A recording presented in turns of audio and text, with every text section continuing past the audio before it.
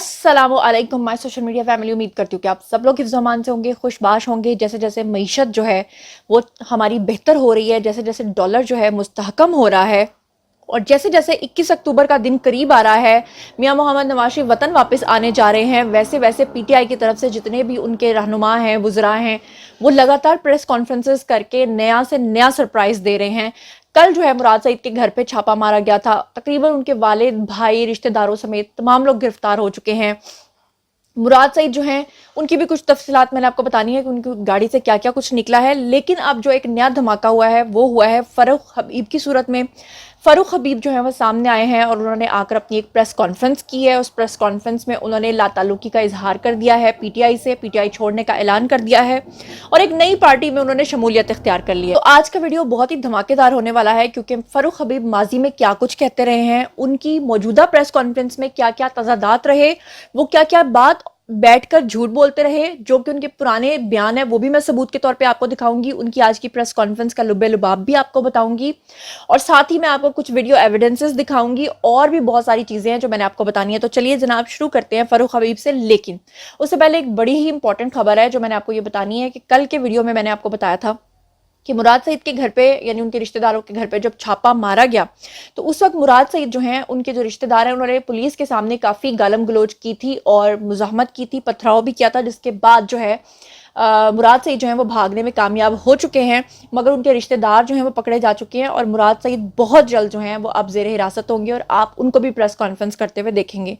यहाँ पर आपको बताती चलूँ कि मुराद सईद के साथ उनके 2 मुलाजमीन भी गिरफ्तार हुए हैं और मुराद सईद की जो गाड़ी है वो भी पुलिस ने अपनी तहवील में ले ली है। और पुलिस जो है उनका ये कहना है कि मुराद सईद की गाड़ी से जो है वो असलहा निकला है काफ़ी ज़्यादा, जो कि गैर कानूनी है और लाइसेंस के बगैर है, जो कि एक अलग से केस बनता है मुराद सईद के ऊपर। तो मुराद सईद जैसे ही पकड़े जाएंगे तो आप समझिए कि वो दिन बहुत बड़ा दिन होगा क्योंकि मुराद सईद के पास जो है वो कुछ इस तरह के राज हैं जिसको आप कौमी राज कह सकते हैं, खासतौर पे अरशद शरीफ के लैपटॉप समेत। अब बारी आती है जी फरूख हबीब की। तो आप जानते हैं कि माजी में फरूख हबीब जो हैं बड़े जहरीली किस्म के अपने मैसेजेस जो हैं वो लोगों को देते रहे हैं, बहुत ही जहरीली किस्म की बातें जो हैं वो करते रहे हैं। आज की प्रेस कॉन्फ्रेंस पे हम बात करते हैं, लेकिन उससे पहले मैं जरा माजी के दरीचों से आपके सामने फरूख हबीब का 9 मई के दिन का एक वीडियो रखना चाहती हूँ, फिर मैं उसके बाद आपको आसानी से बता सकूंगी कि क्या क्या चीजें हुई हैं, खास तौर पे क्या फरूख हबीब के ऊपर वाकई तशद्दुद किया गया है, क्या उनके ऊपर काफी दबाव था जिसकी वजह से उन्होंने ये सब अल्फाज बोले हैं। लेकिन पहले आप जरा सुनिए कि उनका एक वीडियो है जिसमें वो ये फरमा रहे हैं कि आज उन्होंने पूरी कौम को ललकार दिया है। उनका इशारा एस्टैब्लिशमेंट की तरफ था। उन्होंने कहा कि पाकिस्तानी जहां जहां भी हैं वो बाहर निकलें। उसके बाद उन्होंने कहा फैसलाबाद वाले भी निकलें। फिर उन्होंने कहा इमरान खान कोई अकेली जान नहीं है, कौम की आखिरी उम्मीद है। आज रेंजर्स इमरान खान को अगवा करके ले गई है, कोई पता नहीं कि उनकी जान के साथ वो क्या करते हैं। फौरी तौर पर बाहर निकलें, मैं भी पहुंच रहा हूं और आप भी पहुंचे। फरूख हबीब ने ये 9 मई के दिन अपना वीडियो बयान जारी किया था। जरा सुनिए वो क्या कह रहे हैं। चाहते हैं इमरान खान ने उनके नाम भी लिए हैं। आज पाकिस्तान की कौम को जो है वो इन्होंने ललकार दिया है पकड़ के। पाकिस्तानी कौम पूरे पाकिस्तान के अंदर जहां जहां भी है वहां पर आप निकले। फैसलाबाद में भी आप लोग बाहर निकले, फैसलाबाद में डी टाइप पुल के ऊपर इकट्ठे हो, जिला कौंसिल चौक के ऊपर इकट्ठे हो, पूरे शहर को जो है वो आप वहां पर इकट्ठे होकर अपना एहतजाज जो है वो रिकॉर्ड करवाएं भरपूर तरीके से। इमरान खान 22 करोड़ अवाम की जान है, इमरान खान कोई अकेली जान नहीं है। इससे पहले कि मैं उनकी प्रेस कॉन्फ्रेंस का कंटेंट आपके सामने रखूं, एक और क्लिप मैं आपको सबूत के तौर पर दिखाना चाहती हूं जिसमें वो फरमा रहे हैं कि ये किसका हुक्मनामा है कि लंदन प्लान पे अमल करना है, इमरान खान को रास्ते से हटाना है। क्या कह रहे हैं फरूख हबीब? और ये जनाब अली किनाल रोड के ऊपर खड़े हैं लाहौर में जमान पार्क के सामने। क्या कह रहे हैं, हैव अ लुक। किसका हुक्मनामा है? लंदन प्लान पे अमल दरामद करना है, इमरान खान को रास्ते से हटाना है। अदलिया नोटिस ले इस चीज का, एतराजात के पीछे न छुपे। सुबह 9 बजे की अदालतें लगी हुई हैं, रात नोटिस नहीं लिया, रात जुल्म हुआ।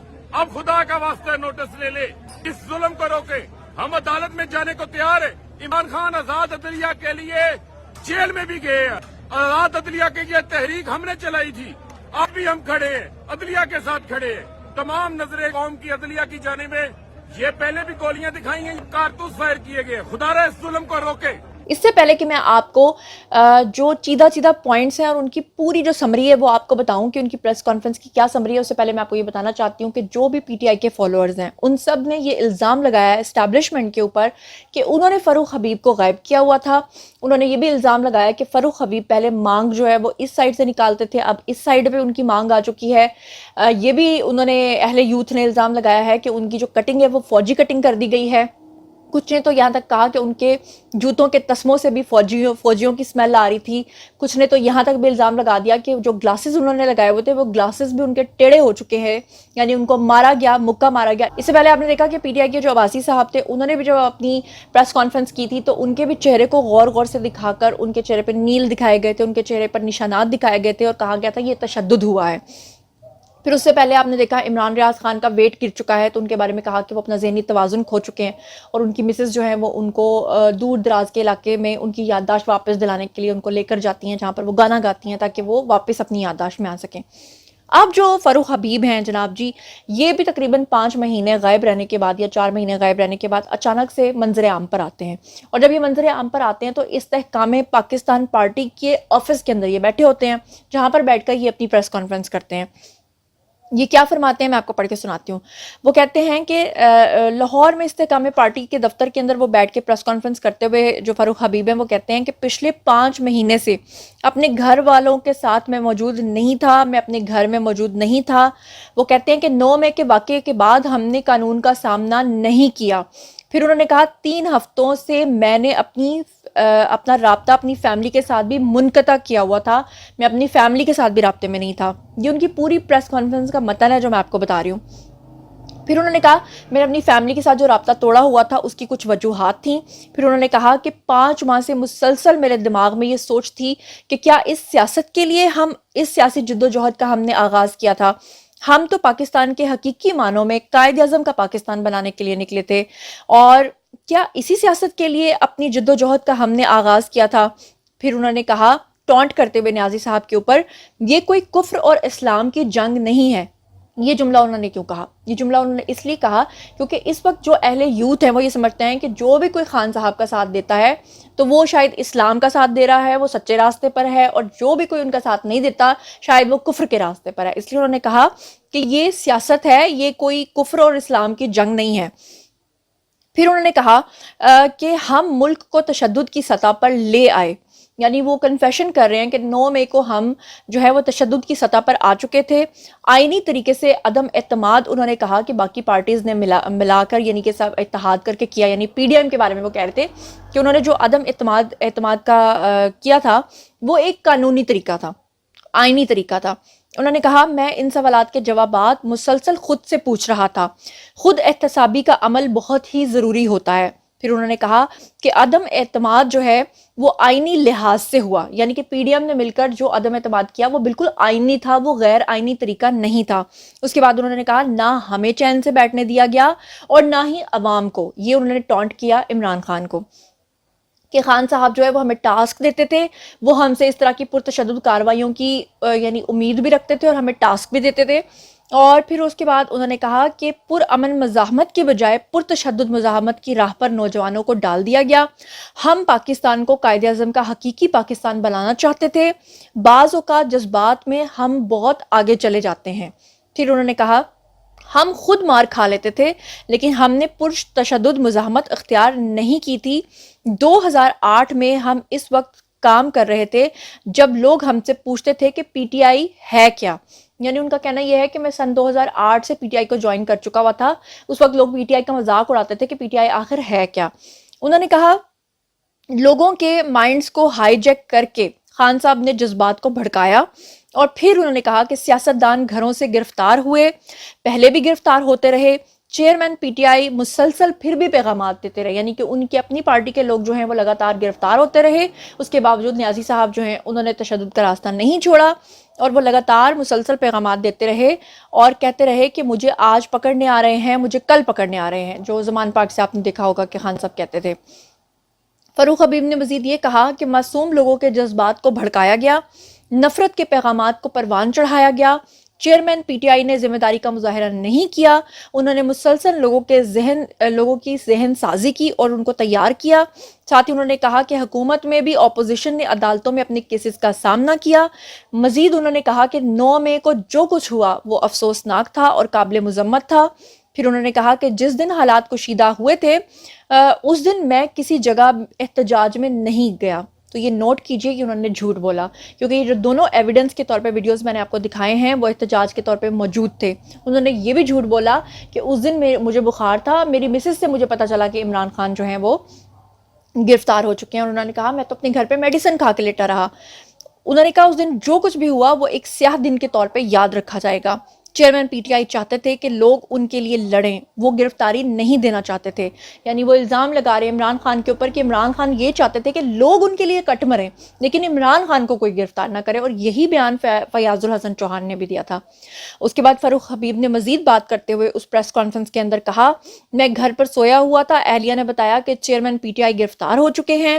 چیئرمین پی ٹی آئی نے ایسا ذہن بنایا کہ لوگ اپنی افواج کے خلاف لڑنے کے لیے باہر نکل گئے. فاروق حبیب نے مزید بات کرتے ہوئے یہ کہا کہ بدقسمتی سے چیئرمین پی ٹی آئی کو جو ہیں انہوں نے تشدد کو پروان چڑھاتے ہوئے تشدد کو ساتھ ساتھ پروموٹ بھی کیا. اور جیسا کہ آپ جانتے ہیں کہ سائفر کیس اس وقت جو ہے وہ نیازی صاحب کی گلے کی ہڈی بنا ہوا ہے، ان کے لیے مصیبت بننے والا ہے، ان کو سزا ہونے والی ہے. سائفر کے حوالے سے بات کرتے ہوئے انہوں نے کہا کہ سائفر سے متعلق اجلاس کا مشترکہ اعلامیہ جاری ہوا، یہ سازش نہیں مداخلت ہے. پاکستان نے سائفر پر ڈیمارش کیا، آپ نے قومی مفاد کو سامنے رکھنے کے بجائے اس پر بیانیہ جو ہے وہ بنایا. اس کے علاوہ فاروق حبیب کی جو پریس کانفرنس ہے وہ پوری کی پوری میں نے سنی ہے، اس میں انہوں نے عمران خان کو توشہ خانہ چور بھی کہا.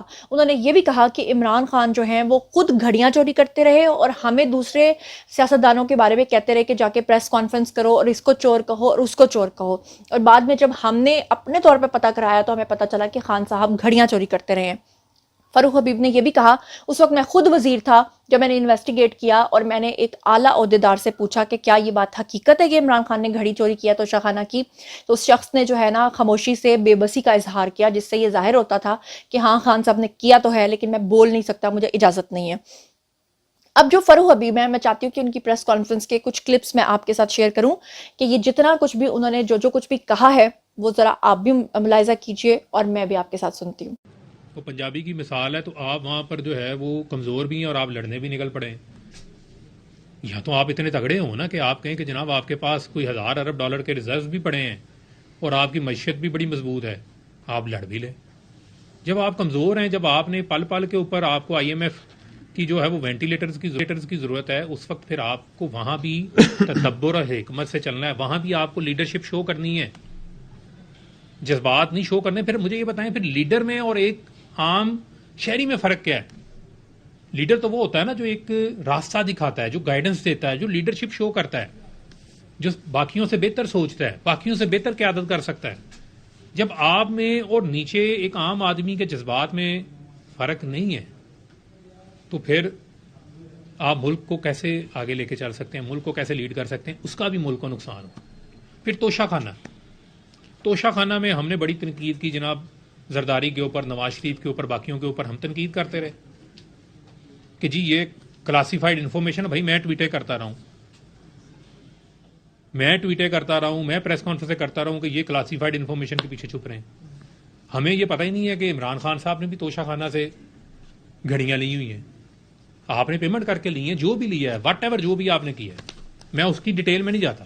لیکن میرا یہ سوال کہ عمران خان جیسے لیڈر جو کہ ہائی مورل گراؤنڈز کی بات کرتے تھے، جنہوں نے ہمیں سکھایا کہ جی اپنے اثاثے شو کریں، جی سب سے پہلے ویب سائٹ پہ اثاثے ڈال دیا، جی نواز شریف نے کتنا ٹیکس دیا، جی 5000 ٹیکس دیا، 0 ٹیکس دیا، جی میں نے اتنا ٹیکس دیا. جی ہمیں یہی سبق سیکھتے آئے نا، اسی وجہ سے لوگ پاکستان کی عوام ان کے ساتھ لگی، ہم جیسے لوگ ان کے ساتھ کھڑے ہوئے.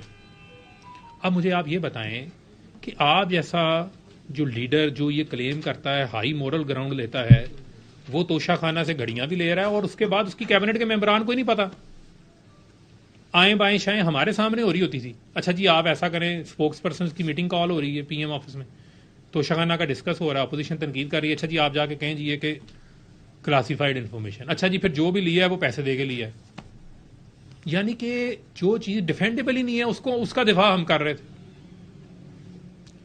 الٹیمیٹلی وہ معلوم پڑا کہ پھر ظاہری بات ہے اگر آپ نے اپنی جو ڈاکومنٹس ہیں جو آپ نے جو شو کرنے تھے اس کے مطابق آپ نے اس کو مینشن نہیں کیا الیکشن کمیشن کے گوشواروں کے اندر تو اس کا جواب دے تو آپ کو ہونا پڑے گا. لیکن میرا آج بھی بنیادی سوال یہ ہے کہ عمران خان صاحب جو ہائی مورل گراؤنڈ لیتے ہیں اس بات کے اوپر ان کو یہ زیب ہی نہیں دیتا تھا یا وہ پہلے دن آ کے بتا دیتے کہ میں نے گھڑیاں لی ہوئی ہیں یا توشہ خانہ سے میں نے یہ چیزیں لی ہیں.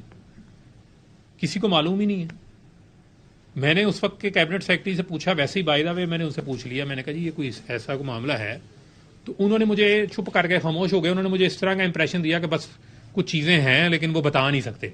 اس وقت میں وزیر تھا کہ وہ کچھ بتا نہیں سکتے کیونکہ ان کے پاس انفارمیشن ہوتی. پھر توشہ خانہ میں ہم نے بڑی تنقید کی جناب زرداری کے اوپر, نواز شریف کے اوپر, باقیوں کے اوپر ہم تنقید کرتے رہے کہ جی یہ کلاسیفائڈ انفارمیشن ہے. بھائی میں ٹویٹیں کرتا رہا ہوں, میں پریس کانفرنس کرتا رہا ہوں کہ یہ کلاسیفائڈ انفارمیشن کے پیچھے چھپ رہے ہیں. ہمیں یہ پتہ ہی نہیں ہے کہ عمران خان صاحب نے بھی توشہ خانہ سے گھڑیاں لی ہوئی ہیں. آپ نے پیمنٹ کر کے لی ہیں, جو بھی لیا ہے واٹ ایور جو بھی آپ نے کیا ہے, میں اس کی ڈیٹیل میں نہیں جاتا.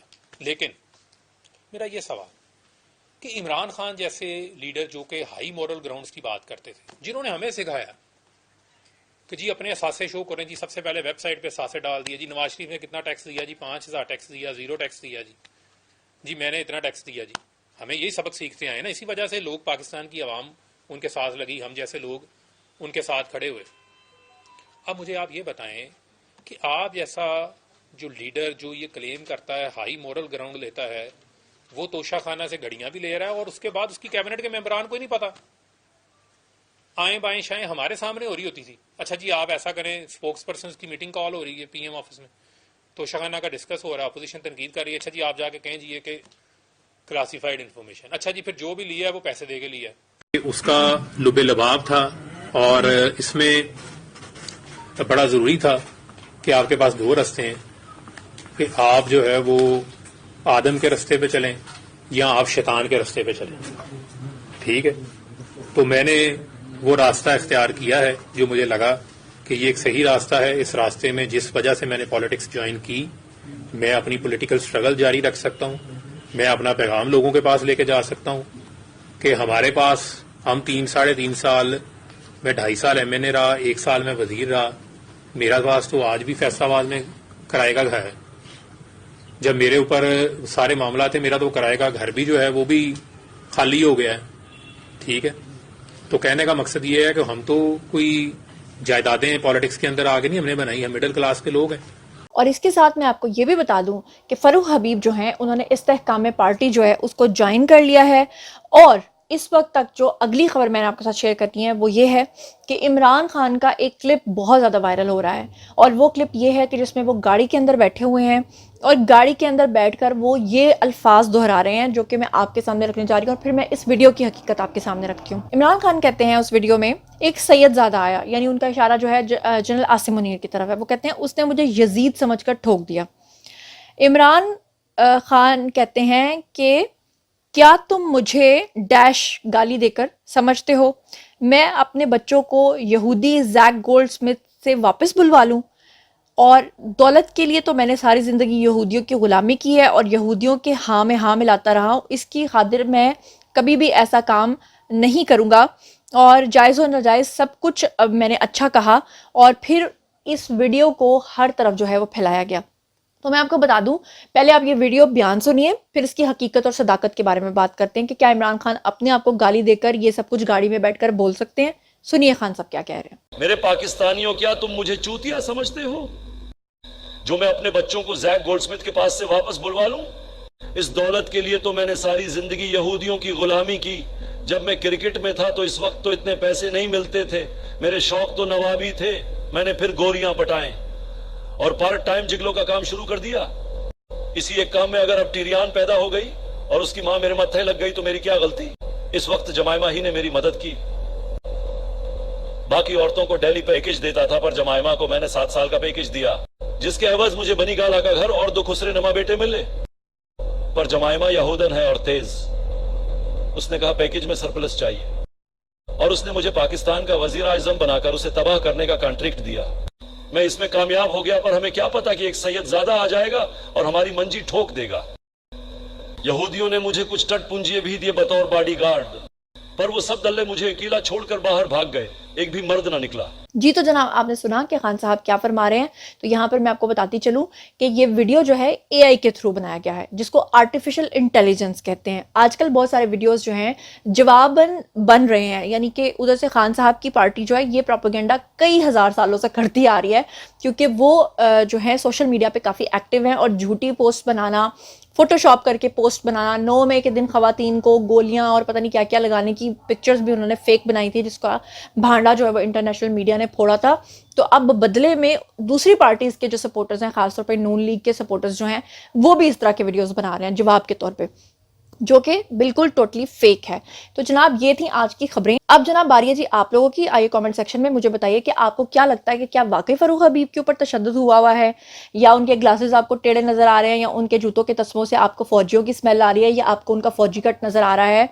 جو کچھ بھی آپ سوچتے سمجھتے ہیں آئیے شیئر کیجیے، پرسنلی جواب دوں گی۔ مزید خبریں، ولاگز، انٹرویوز اور سیاسی تجزیے جاننے کے لیے میرے ساتھ کنیکٹڈ رہنا ہرگز مت بھولیے گا۔ چینل کو سبسکرائب کر لیجیے گا۔ اپنا بہت خیال رکھیے گا۔ اللہ نگہبان۔